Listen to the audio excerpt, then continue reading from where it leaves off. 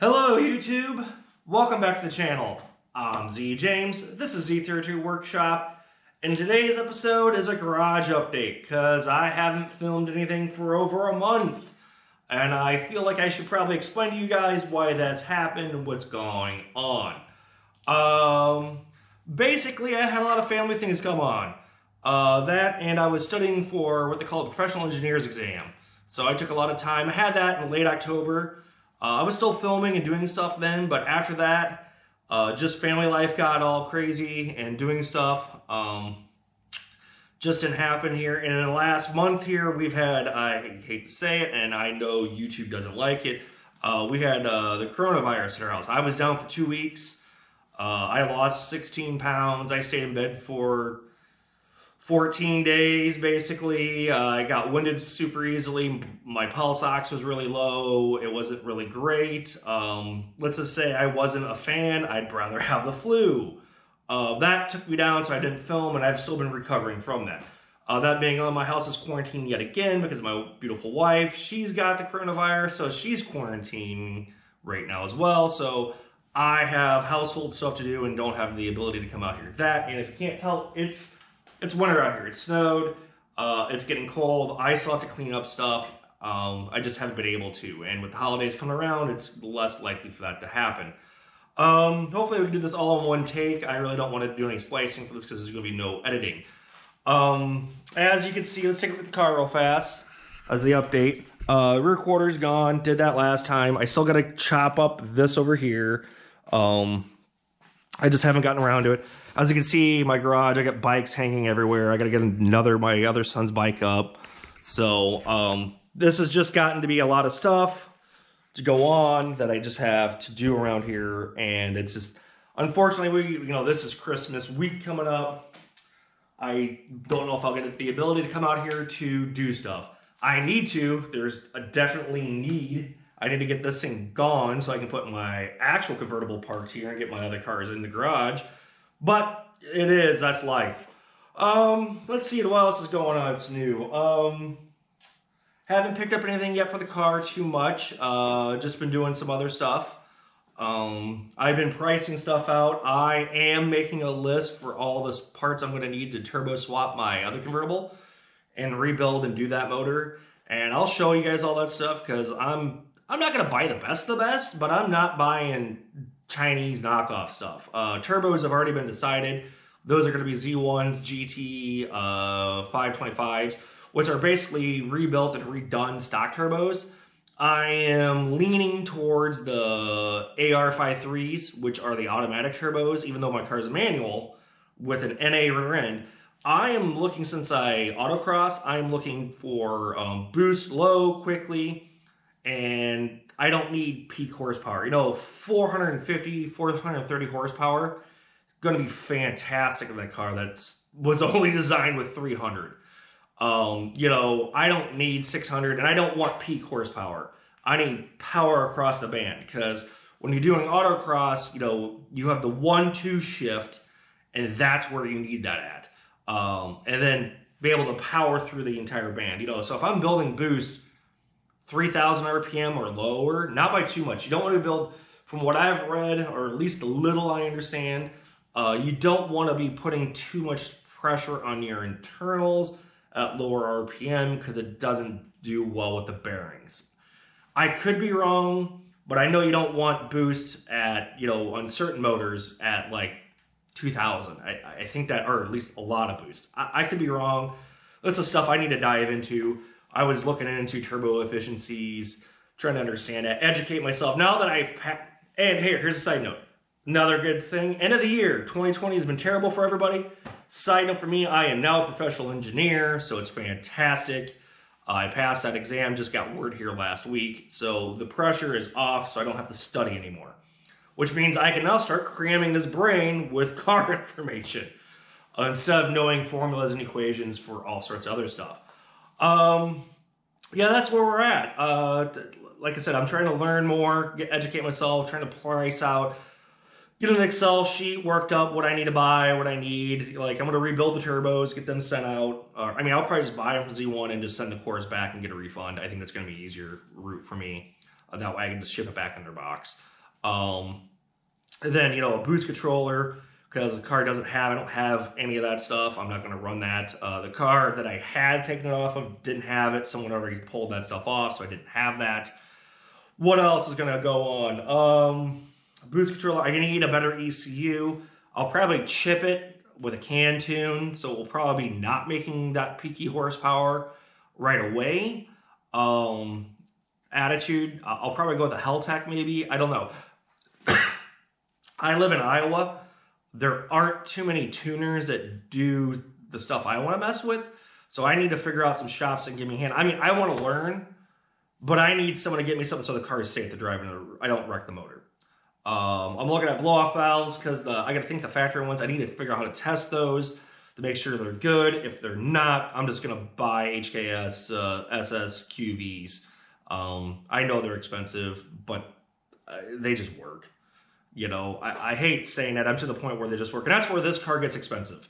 For a Z32, I mean, I've got an Excel sheet that no one should see but me that tells me how much I bought my car for, what I've done with the car, and how much I've put into it. I mean, that's just cost of parts, not including my time. So this is where people run into where they take the car to the shop and have issues with the cost. I mean, it's just expensive. I mean, shop rates are anywhere from, what, $75 to $200 an hour, depending on which shop you go to. So, and working on a Z32, I'm not going to say it's not difficult. It is. You just got to have patience, and that's something the car has definitely taught me. It's like, it is what it is. Just take that off, done with it. And that's helped out greatly. Like, I've had to work on my BMW. Same process. Boy, that's a pain. Well, I just take this off. Why? Why don't you just reconcile the fact you're going to have to do something and not get upset? I mean, it stinks, don't get me wrong. But once you realize, oh, I just need to do this to go do this, and it's like, okay, it is what it is. Gotta get it done. That's how the thing goes. So, yeah, I've got plans. It's gonna be a little bit. I probably maybe order parts over the wintertime here.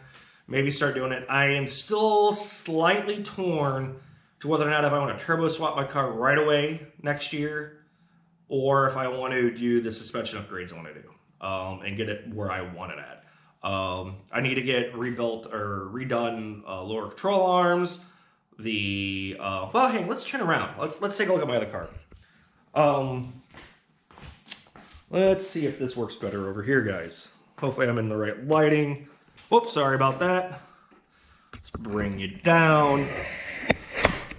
As you can see, the car behind me is my 300ZX. I haven't talked about much of this. You've heard it before. But that is my car. That's the car I drive to work every now and then, have fun racing, good weekend cruiser. Me and the wife go out in it. And just so you know, the NA motor is perfectly acceptable. I've had plenty of fun in this car. I just want more. That's the problem with everyone has, wanting more. As you can see, I've had somebody ask me before. I've got currently on it GTR wheels, a Nissan GTR wheels R34s that I was able to pick up, which were never in the States because we never got the car. I mean, you can get them now. So I think they look sharp on the car. I like it.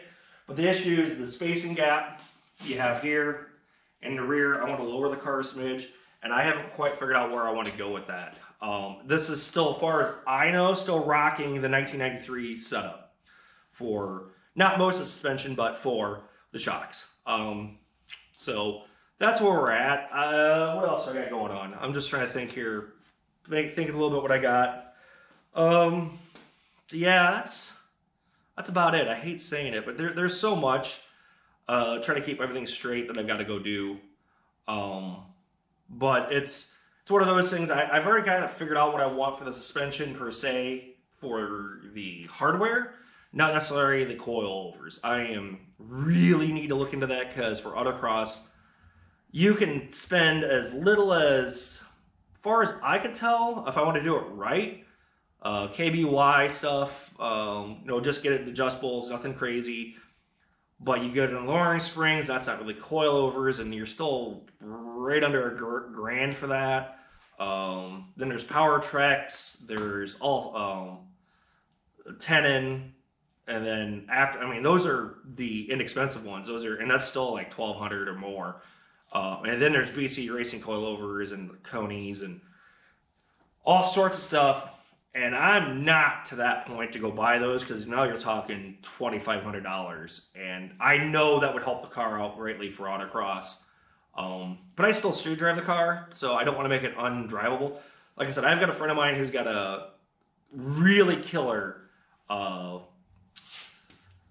let's see here, 1997 Chevy Camaro Z28 1LE car. It's got an LT1 motor in it. He's got that thing, and I'm not even remotely built. That is built. It's rocking 335s. Tire widths, guys. All four corners. It is a monster at the autocross. It's amazingly fun. It's got a T56 6-speed transmission. You don't want to drive it on the street. It just beats the ever love and piss out of you. Great car. Fun as all get out. Street car, it is so much not anymore, hardly. I mean, and he still drives it to the events, which are several hours away, with no AC, crank windows, and racing seats, harnesses. It's a hoot of a car, but it is woohoo. And I really don't want that for this. I want something that's good on the street and has fun at the autocross. If I don't win the autocross, that's not a problem. I enjoy autocross. I am having fun, made good friends, learned a lot, still learning a lot. I am still nowhere near a fantastic driver. I'm a mediocre one at best. But that's just a realization. But I have fun. And that's where it's at. Because it's a hoot to drive a car. Because when you're at autocross, I don't want to say this for everybody. It feels like you're going 1,000 miles an hour, but you're only doing like 30. It's because you're trying to go around cones, sliding around. I've had passengers ride with me. In this last year, we couldn't do that because of the whole Corona situation, the way we were able to have vents. Wasn't allowed to have that. But it was still fun. I mean, I've taken people for rides, and they just have a hoot and a holler. Because if you're just riding shotgun and you're not used to bracing yourself and turning, you just slide everywhere. And that was when I had not good seats in this car. I've actually upgraded the car seats in this car. So I'll eventually do another update on this. I know this has turned into a long video for a garage update, but I felt like you guys needed to hear some stuff just to see where we're at and what I'm doing and why I haven't been around. We're going to start doing some more videos here eventually, probably after the holiday break. Well, maybe beforehand. I think for a Christmas present, maybe getting the garage cleaned out for my wife would probably be a good thing. I'm just saying. So, if you guys have any comments or questions, hit me up. This car behind me is going to be starting the focus of this channel eventually, along with building up. Let's see if you guys can see this. Let's do this. This motor right behind me, which is the VG30D ETT. I need to go through it a lot. I've got like I said, I got an Excel sheet trying to pull together, make sure I get everything figured out what I need to order to get going. Boy, I think that's it, everybody. So take care. Once again, my name is Z James. This is Z32 Workshop. If you have any comments or questions, hit me up. Please like and subscribe. Every little bit helps. A long ways from being monetized yet, and that's perfectly fine. And I know lots of guys are finding the videos helpful, especially in the interior dash when I tore that apart, which I will be doing another one because I'm swapping that dash in the car behind me. So that will be a completely different process. Instead of me where I was just yanking everything out to get rid of it, will be me trying to save everything because I need to redo it. Because if the dash in this one is peeling up, it's not the greatest. The one I have, even though it's got some cracks in it, not on the dash, but like in the structure, is better shape than what this is.